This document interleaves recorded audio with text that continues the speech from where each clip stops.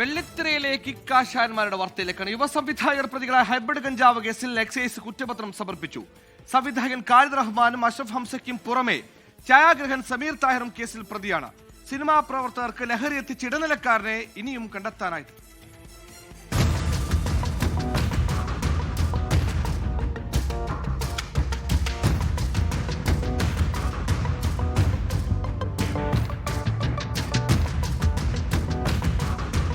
April 27-നാണ് എറണാകുളത്തെ ഫ്ളാറ്റിൽ നിന്ന് ഹൈബ്രിഡ് കഞ്ചാവുമായി ഖാലിദ് റഹ്മാനും അഷറഫ് ഹംസയും പിടിയിലായത്.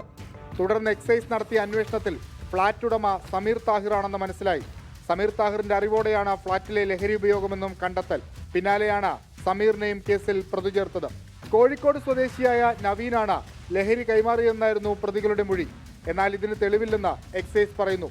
എക്സൈസിന്റെ പ്രത്യേക അന്വേഷണ സംഘമാണ് 6 മാസത്തിനു ശേഷം എറണാകുളം ഫസ്റ്റ് ക്ലാസ് മജിസ്ട്രേറ്റ് കോടതിയിൽ കുറ്റപത്രം സമർപ്പിച്ചത്.